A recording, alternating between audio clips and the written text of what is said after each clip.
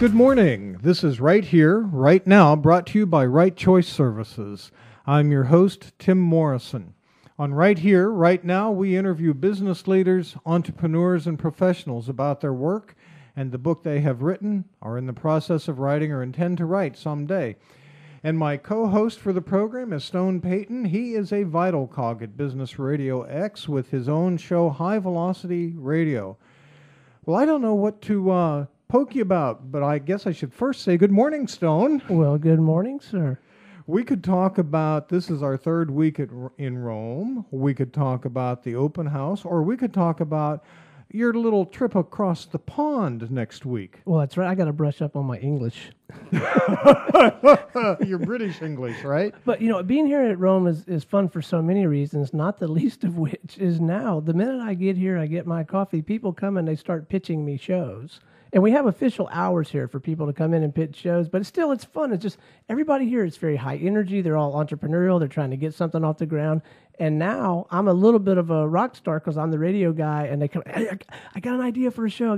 So it's fun, man. It's fun, and we probably should say to people who are listening, whether live or later on with the MP3 file, that when we're talking Rome, we're not talking Rome, Georgia, or Rome, Italy, unfortunately. But fortunately, we're talking about Rome, the business cafe at the intersection of Windward Parkway and North Point Parkway. Yeah, this is a really cool place, and they have their own radio show called Rome Radio on Thursday mornings. We had our inaugural broadcast for them last week. Great. And then tomorrow at 10, they'll be back up. I remember I was here last Thursday meeting with a client, and I watched them kind of march step into the office with this deer in the headlight look. I thought, they're off to their first show. Well, hey, there we go again. You and I could talk forever, and that's not a good thing. Well, it is, but not this morning. Let's get into the show. Today's theme takes us into one of the core concepts of Right Here, Right Now, as we discuss our perspectives and experience that writing a book has had on business. Vince Rogers is the principal change agent with Vince Rogers and Associates, a company that works with businesses, nonprofits, and high-achieving individuals to formulate winning success plans for reaching their desired destinations. And I'm fascinated with this. Vince uses blogging to promote his business and to share challenges. And then he did the really wise entrepreneurial thing, and he created a book out of the best of his blogs, The Very Best of Disguised Limits. What a title. Well, we're going to really Vince is our only guest this morning, and that's a great thing. He gets a lot of airtime, but the challenge is he's got to keep you and me from talking, Stone. But we're going to try a round table. We haven't let him talk yet. I know. We've been pretty good so far. But what we're going to do is kind of go as a round table discussion, because Stone has written a book and is in the process of revising it with the intention of impacting his consulting work even more. So finally, welcome and good morning, Vince. Good morning, Dr. Tim, as well as Stone, and congratulations on your book, Stone. Thank you, sir. It's been fun working with him on that. So, your principal mode is writing a blog. How did you get started blogging, and what is your purpose in blogging? Well, when I first started the blog, I was actually, mostly interested in just trying to monetize the blog, as a lot of people are trying to do these days, to, blog, Sure. in order to make money. And that's, I've achieved that also. But I really got in tune to really trying to share my knowledge with everybody, share my knowledge and wisdom with people. And I actually find that very exciting to, share the concepts and things that I have learned over the years in business with other people. It actually allows me to teach those things to other people or share those things with other people. And it also reinforces it with me in my daily practice. So it's been a twofold thing, that it's actually been a benefit to me as well as a benefit to the people I... Well, did you feel intimidated or overwhelmed, or a combination thereof, when you set out to do this? Because the reason I ask this is, I'm a professional writer. I'm a writing coach. I do not blog. And people are just astounded, but I don't. Really? Yeah, I don't. It's the, oh my goodness, I got a blog. How did you move yourself into that? Well, one of the things that helped me along that path, that I would call it, not necessarily call it a transition, because I'm actually a pretty prolific creative writer. I've been published in dozens of magazines, newspapers, as far as creative writing. So I've written poems, short stories, essays. I've presented scholarly papers at universities such as Vanderbilt University. So I already had a pretty prolific background as far as the writing itself. Actually, translating the writing skills to imparting my business knowledge was the challenge, I guess, as far as that's concerned. But that actually, like I said earlier, that really was a twofold thing. It helped me solidify what I knew and what I, was seeking to teach people or consult people, to as far as my knowledge base. And so it allowed me to solidify that for myself as well as impart that to my clients. If you're putting it in writing for the world to see, you better know what you're talking about. Absolutely. So it proves to you that you know what you're talking about, and it proves to them that you know what you're talking about. So what is it that you know that you're talking about in your blog? Was that blunt enough? We could have a 5-minute interview if you asked me that question. Well, I know that. That's why I didn't. So, in other words, talk to the folks about your business, what it is you do, and what you're trying to help them understand. I'm talking to people about various opportunities as far as business, sales leads, and so on and so forth that they can use for their own businesses. I'm teaching people about basic branding and marketing and success planning fundamentals. I've also, myself, I identified 6 keys to success that I think that a key to every successful enterprise, successful endeavor, or just becoming a successful person in general. Those are confidence, capital, contacts, initiative, information, and image. So I talk a lot. Those are 3 C's and 3 I's. Yeah, that's great. And I didn't set out to do that. It just kind of worked out that way. So once again, like it's confidence, capital, contacts, initiative, information, and image. And so I talk a lot about those 6 topics, as far as they relate to personal as well as professional success planning. Well, confident is you've got to have that, right? Absolutely. That's number 1. And capital is money. Yes. Contacts, people you can work over for leads and referrals. Right. Well, work over? Well, that's my bias, right? That kind of slipped in there. Man, he's paying attention. Help me here, Vince. Well, I see contacts more so as, having a network of, people that you can rely on to, basically further whatever enterprise you have. Align yourself with the best and brightest of people, subject matter experts in their field, who allow you to basically multiply your efforts, because you can never learn everything that you need to know or you would like to impart to a client or whatever, but you can definitely align yourself with the best and brightest of people so you can make sure that you deliver, the most, viable product or solutions to your clientele. So contacts is very key to that because, it allows you to replicate your efforts, to replicate your knowledge base so that you can, give the best solutions to your potential clients. Let's dig into that a little bit more. What intrigues me about that is, where I jumped in right away was networking and having the people that, so I said work over, so that we can side up to and help each other with referrals and what have you. But you have that concept, but even a greater one. Do you find that that your clients struggle with that piece? What comes to my mind is there are some professionals that just can't accept the fact that they don't know everything and that it's okay not to know everything, that Absolutely. You need contacts like that. How do you address that misgiving in people?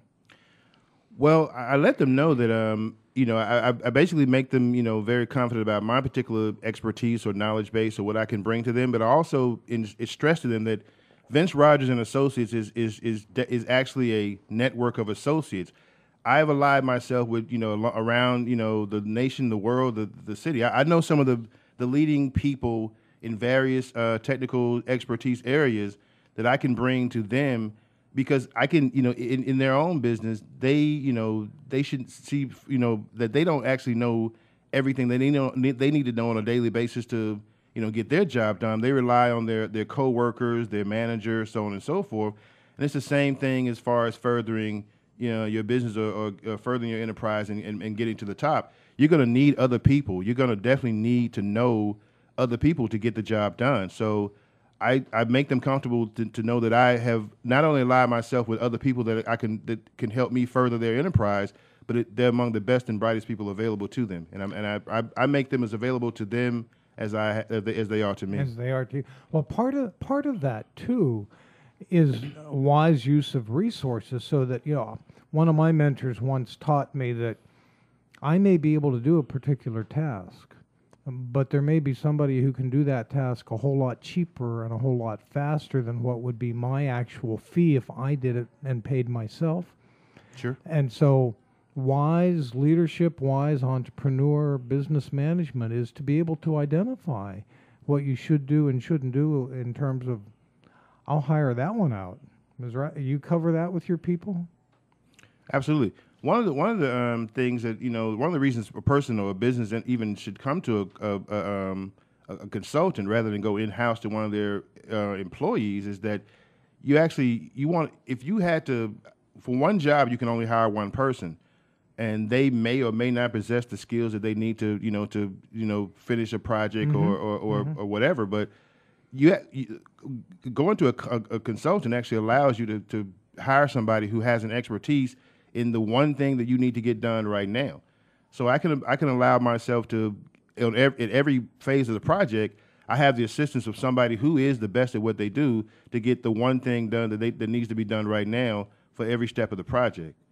That's pretty impressive. Well, it's like going to the mechanic that has that one wrench that you don't have, and it's a $28 repair, and it's a $300 wrench, and that guy's got that wrench. Even though you could with time and energy, and you're smart enough to figure it out, it doesn't make dollars and cents, right? Yeah, economies of scale just don't, it doesn't make sense for you to buy that, every tool you need to fix your own car. So that's why mechanics, certain professionals, even allowed to exist, because they have the tools that you just don't. Well, I got you bogged down on the C's, and I did that to learn more. So let's move into the I's, Sure. okay? I can't, and I forget them now, so go at them slowly for me. Initiative, get up and get out and get going. and just having a plan. I mean, having a plan, a lot of people, either possess or acquire the other 5 skills. And, so many businesses that go forward, in our world, they actually never, slow down and do take that step of actually creating an actual plan. Mm-hmm. And so an actual plan is invaluable. A lot of people think they can do without it. And if they had one in place, they would see that, it's really the most vital aspect of, the guidepost you need to have a successful enterprise. That's good. I like that word. It's a guidepost, because if you have a plan, then you know whether you're working it or not. If you don't have it written down, you can never be tested, but then you also don't know if you're making progress, right? Yeah, actually, and initiative, that I initiative, that's actually the one I that I have done the less writing about, because I guess actually I want to do the whole process of putting a plan together for you, so I don't really share as many of the planning aspects of the 6 keys as as the other 5, but a plan is basically centered around good research, sound planning, effective strategy, and that leads to a success plan. Okay. So then what's your next I? Image. Ruh-roh. Hey, I wore slacks today and socks. And shoes, too. And I wore a tie to be on the radio. Oh, nice. Well, you look good. You look really good. So image branding, or help us understand image. Well, image, every aspect of your enterprise and yourself, you should want to go out into the world every day and have that represent you the way you want to be represented on a day-to-day basis. A lot of people, you don't necessarily have to be on all the time, but you should, definitely carry yourself in a certain way and have the tools in place. Like, a lot of people approach you and they can impart, information about what their business is or what they do. And you say, you have a business card, and they say no. That you have a website, and they say no. So you should have that image, package in place. And you should also represent to the people you come in contact with that you have the expertise and the ability to do what you say you do on a daily basis. He was so nice. Did you notice, Stone? He didn't then go on to the next logical one. And do you blog? And Tim says no. Well, I'm interested, because you obviously have consciously chosen not to blog, at least for now. What's holding you back? Is it time? Is it fear that you can't come up with something every day or every week? Or what's holding you back? I think Freud would like this one. But really, the best explanation I can come up with is I take writing so seriously, and not that others don't. but as I've said on many shows, I spent 25 years in ministry. And so I had the weekly sermon to write. And I had monthly newsletters to write. And everything I wrote had to go out to public. And everything I wrote had to be really, really tight. And all of that comes together when I think blog. Okay, and I have the choice. I don't have a committee sitting over me saying you will, and so I say, no, I won't. So do you feel like you have to hold yourself to a higher standard? Yeah. Well, I wondered about that. I finally made the investment and got a suit cut for me a few weeks ago. Yeah. Well, the guy that calls on me to come and measure me, he's got to show up, or at least he feels like he does. He never shows up in jeans or casual. He shows up looking dressed to the nines. Yeah. Every time I see him, he's wearing $1,000 plus suit, and I think he feels like he has to hold himself to that standard. You feel the same way about writing, then? That's it. That's a good way to describe it. Which does require a great deal of energy and investment. Yeah. But Vince, you have found writing a blog to be a tremendous help for your marketing. All those C's and I's, right? Absolutely. Just the writing of the blog, like I say, like I've touched upon earlier, it solidifies in my mind the concepts that I want to emulate to people or intimate to people, and also it allows me to reach a broader. I can't make 100 presentations every day or 1,000 presentations every week, but I can impart this blog to 1,000 people, through the blogosphere, as it's called, and a lot of people, more people that I can actually reach myself. Once again, it's a question of replicating efforts and replicating, your resources. So a lot more people I can reach more people with this blog if it's, distributed correctly than I can by making it, a lot of personal presentations. So. And how often do you blog then? How often do you put a new one out there? I try to blog conscientiously a couple of times a week, and also I've had lulls because of projects, and I actually write a lot of full-length articles for business journals. I'm also the personal brand examiner at examiner.com, so that's something I do regularly also. So between actually working on client work, I have to actually do that from time to time. So imagine that. We know something about that, don't we? Well, you more than me. I would spend my days, at other pursuits if I didn't have to. But I try to, do it conscientiously a couple of times a week, or when the spirit hits me. If an idea pops in my head, in just preparing for this interview, and I actually read the book a couple of times myself last night, and I actually did 2 blogs last night because there were some concepts that I had not already presented as blogs before that I felt like needed to be put out there last night. So I actually did 2 little small blogs last night. Well, see, isn't it amazing? That you get to come on a radio show and you do your homework. Absolutely. And you get some stuff out there. That's sweet. But you see, what you lifted up there is you try to get it out twice a week. If I were to do that to myself, there would be no trying. It would be, okay, Tim, you said it would be out there. It's going to be there. And that's where it becomes a burden for me in addition to the level of writing. And I'm being rebellious in my old age, I guess is what it comes down to. Well, how did you move then to determine the very best of disguised limits? Let's talk about what are the disguised limits, and I assume that what you did is you chose your best blogs. Right. Well, interestingly enough, I'm a big advocate of social media, Facebook, Twitter, so on and so forth. And I got invited to join. It was pretty randomly. I got invited to join a Facebook group called "Write a Book in 30 Days." And I just thought that concept was fascinating. I was like, "How do you do this? Or how, if you haven't already you don't already have a lot of material prepared, how can you write a book in 30 days?" And I didn't write my book in 30 days the way that they actually suggested, because there's a service you can use to actually transcribe information, and then you can compile that into a book. But I said to myself, well, I already have all this, material already, in place. So I decided to go ahead and sift through all my blog entries and find the very best of those. And that's that's how I decided to go ahead and put out a book. And see, that's a good way to do it. And when I work with my writing clients, well, first off, and you've talked about this in your website and your blog, that writing a book, writing a blog helps establish your authority in your field, and that's a critical piece. But then you can take what you've done and create something more, another income stream, if you will. So you've taken your blogs, made a book, and how do people get your book? Well, the book is available through Lulu.com. It'll soon be available on Amazon.com. You can buy it at Lulu.com, or you can download it for free. And actually, because of it's been, there's been press releases written about it and so on and so forth. So it's actually available on a lot of platforms now. I know there's a one called Trading Master, if I'm not mistaken. It's an options and investment trading website, but they've actually made the book available. I'm not absolutely certain how they came to know about it, but it's available in various places around the web. It's available. I think it's called GetFreeEbooks.com.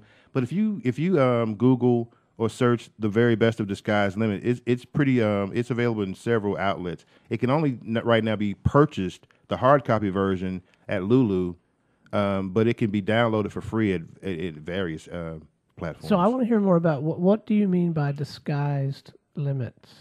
Well, disguised limits, of course, it's kind of a play on words of disguise the limits. If you say it fast, it'll even sound like it. Okay. And I determined that, we, in business and in our personal success, our seeking, success in our business and personal life, that a lot of times we see limitations.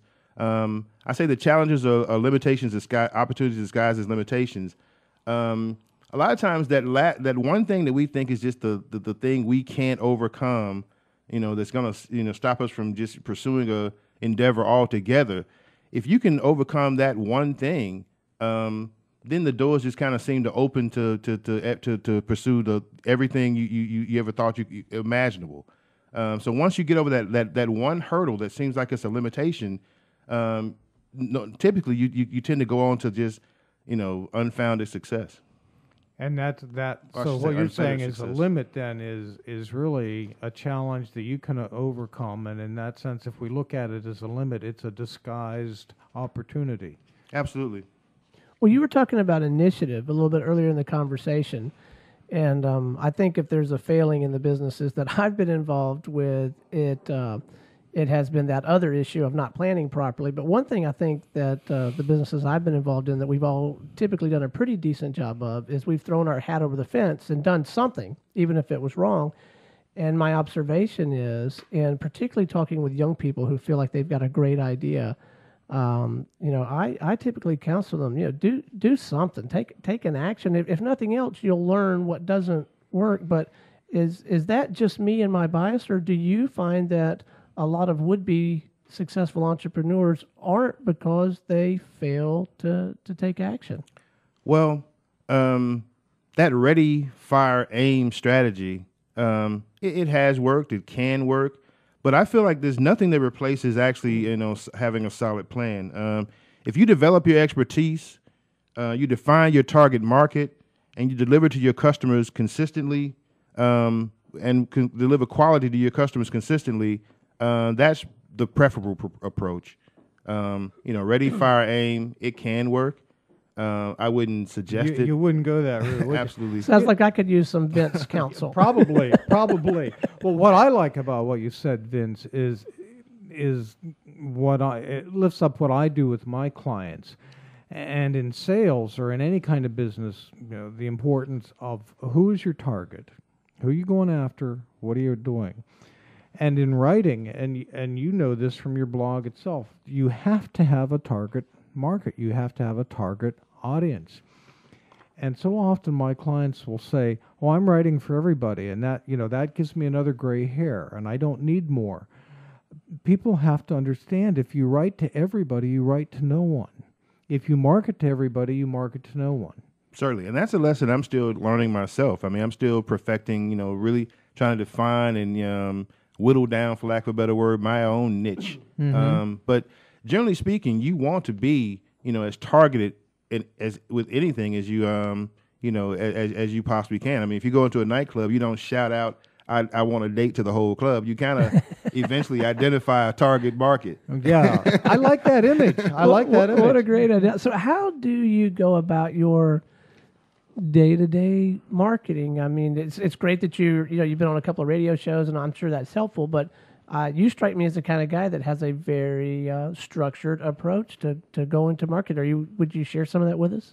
Well, one of the things, networking itself, networking is a big thing for me. And once again, I'm trying to be targeted in that also.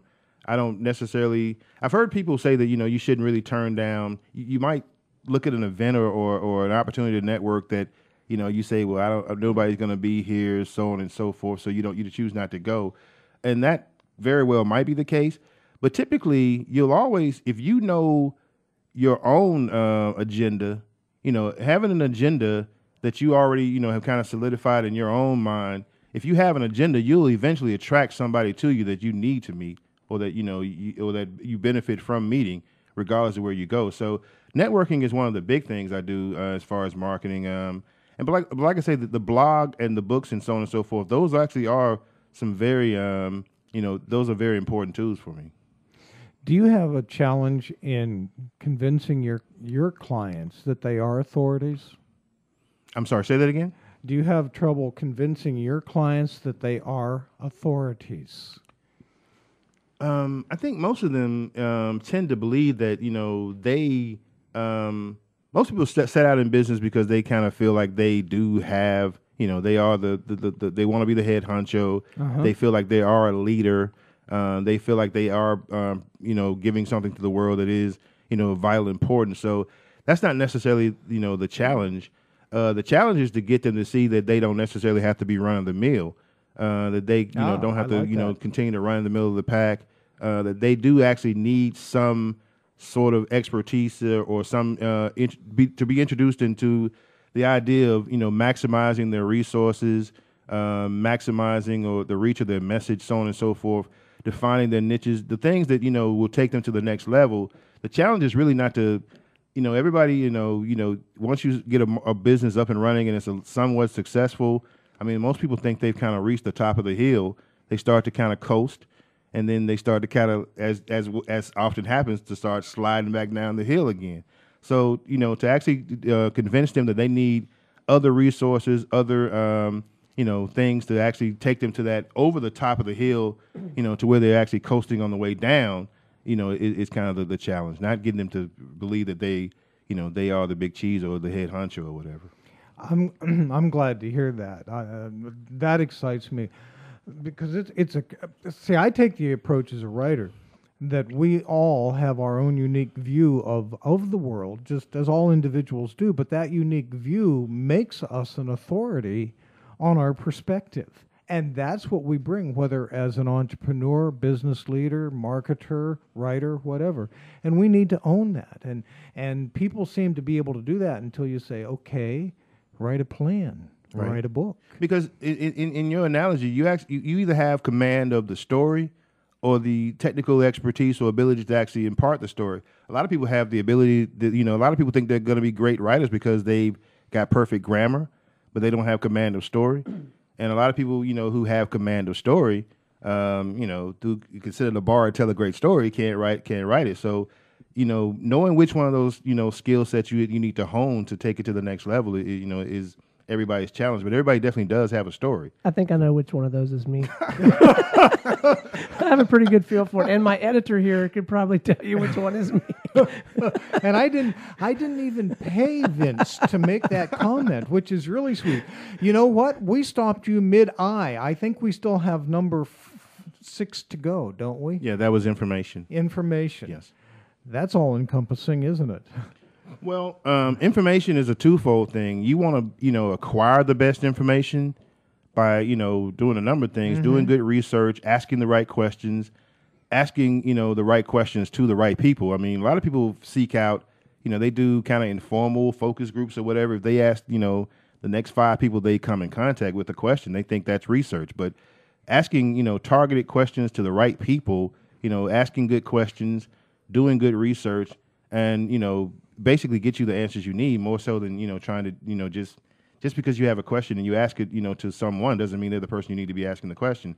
But the other aspect of that is, in far as information is becoming, you want to try to become known as a trustworthy subject matter expert in your field. Mm-hmm. So you ask the right questions, that you need to ask to gain information you need to further your enterprise. But you also want to, you also want to yourself acquire the knowledge through whatever means, through actual academic learning, reading your books, subscribing to periodicals, so on and so forth. However you need to do it, you need to try to become a subject matter expert, a trustworthy subject matter expert in your field. I like that concept. Stone, are you a trustworthy, knowledgeable person in your field? I'm trustworthy and knowledgeable in my field, yes, because I have carved out a very specific niche in a little tiny sandbox. But yeah, but you have, and that's a critical piece. I do. I know a whole lot about a one little bitty thing, and it's it makes the rent and it beats the heck out of working. So. There you go. There you go. Well, Vince, how can people contact you? They want to learn more about what you do, or maybe even retain your services. What should they do? Sure. Well, the address to my website is vincerogers.biz, vincerogers.biz. I can be reached by email at vincerogers@vincerogers.biz. You can also go to the blog, which was which led to the book. It's called Disguise Limits. It's Disguise Limits at blogspot.com or disguiselimits.blogspot.com. And also, you can reach me via Google Voice from the site as well as the blog. You are eminently reachable then, right? And that's probably part of what you teach and coach. Best. That's great. And again, how can folks get a copy of your book? Well, once again, the book is called The Very Best of Disguised Limits. It's available at lulu.com, either to purchase there or to download free. And if you search The Very Best of Disguised Limits, it's available to download free through various platforms. Okay. And it will soon be available on Amazon. That's kind of a sticky thing with me right now because it should have already been there weeks ago. Oh, but it's going to be there, and that's all that matters. And Lulu, by the way, is spelled LULU.com. Well, as happens every week, the clock is on us, and we welcome your comments and suggestions about content and our guests. If you would like to recommend a guest or be a guest yourself on Right Here, Right Now, let us know. Send us an email at whwnbusinessradiox@gmail.com. Thank you, Stone, for co-hosting and keeping me on track. I wish you well when you're in London next week. We'll miss you, but go for it, my friend. And thank you to our guest, Vince Rogers. One more time, Vince, your contact information. Vince Rogers at vincerogers.biz. And all the contact information is available through vincerogers.biz or at disguiselimits.blogspot.com. Great. Right Here, Right Now is brought to you each week by Right Choice Services. Learn more about Right Choice Services at www.right, spelled W-R-I-T-E, choiceservices.com. I hope you will join us next week.